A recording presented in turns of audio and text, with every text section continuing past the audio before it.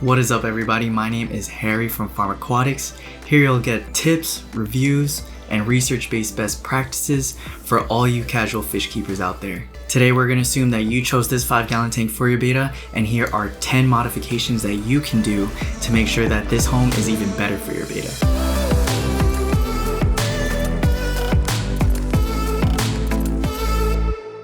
So that tank behind me is a 5-gallon nano tank by Marineland that houses a beta fish of mine. There's actually two versions of this tank, and I did an in-depth comparison of those two tanks, and I'll link that on the top right over here. Out of the box, the Marineland 5-gallon tanks provide a great all-in-one kit option for those of you who are trying to get started in the fish keeping hobby. For those of you looking to keep a beta fish in this tank, there are a few quick modifications that I'm going to be recommending so that your fish can have a healthy and happy life. Note, I do realize that there is currently a debate out there about whether or not a 5-gallon or a 10-gallon tank should be the minimum for a beta in order to have a healthy and happy life, but that is not the subject of this video. Modification number 1, add a command strip or command hook to your glass lid.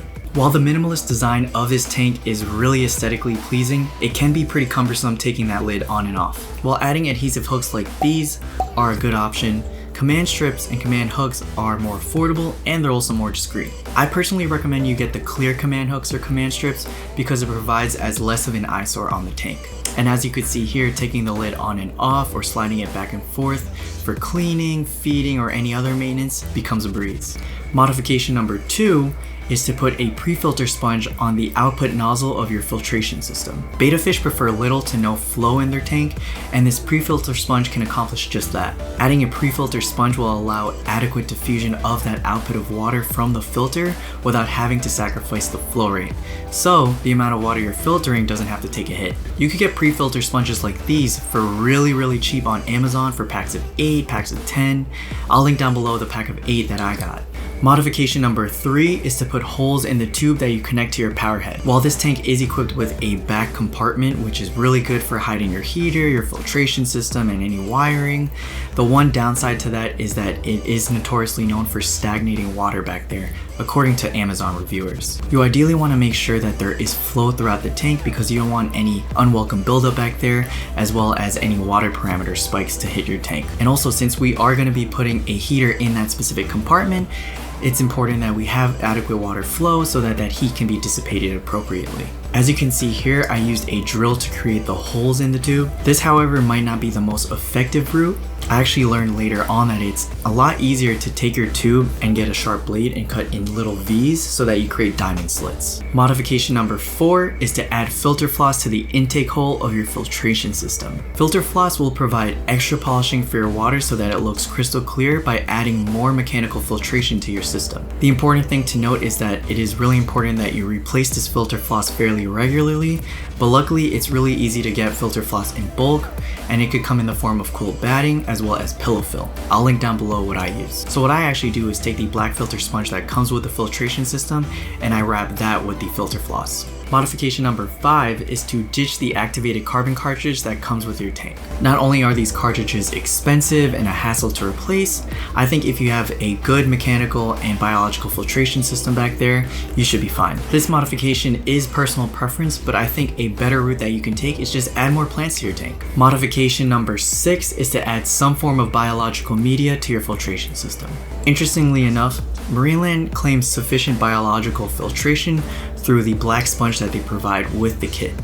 Just do yourself a favor and buy dedicated biological media. This can include mini bioballs, ceramic rings, or even lava rock. You could even get cheap no-brand ceramic rings off of eBay and Amazon in bulk. As long as it's replacing that sponge, you should be fine. As you can see, I still use the black filter sponge, but I use it more so as mechanical filtration and also to hold the filter floss as stated earlier. The more the merrier. If you're too cheap to buy filtration bags to hold the media, a good alternative is to just go to the 99-cent store, buy some pantyhose, and you can create a number of bags from one pantyhose. Modification number 7 is to stock your tank with broadleaf low light plants or floating medium light plants. Let's face it, while the included light system in this tank is adequate, It's only suited for low light plants as well as medium light plants that you can float so that it's closer to the light. As you can see back there, I have Anubias in the tank and it's doing fine. I also have Frogbit on the top, and while they are healthy, they haven't been multiplying. I also tried Water Sprite and it flourished really well when I let it float, but when I planted it down, it didn't do too well. Regardless, it's important that you put something into that tank that allows your beta to hide from the light when it wants to. If real plants aren't your thing, you could try fake silk plants, the floating beta log, or even the suction leaf hammock. Modification number 8 is to lower your power head to its lowest setting. In conjunction with modifications 2 and 3, this can further decrease the flow in your tank, which is ultimately what you want, but keep in mind that you are sacrificing the filtration rate of your tank by doing this. So if sacrificing filtration rate is something that you personally don't want to do, just skip this modification, or you could play around with the settings on your power head.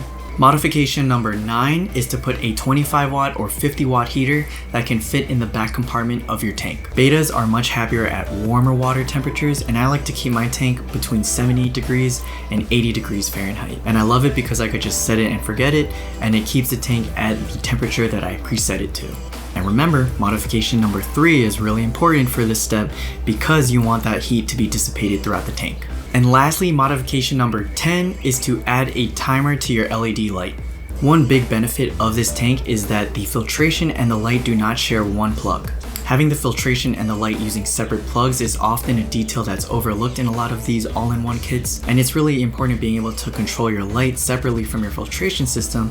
That way you could add a timer specifically to your light. Given the overall low power of this light, I've been able to get away with 8 to 10 hours per day without having any algae problems. Having a normal light schedule for your tank will not only promote better circadian rhythm for your fish, but it'll also allow you to not be constantly blaring your tanks with light. Well, that is it. Those are my 10 modifications to make sure that you beta-proof your Marineland 5-gallon tank. I hope it helped.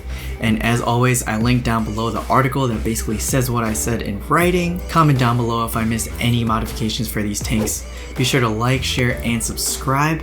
And I'll see you guys in the next one. Peace.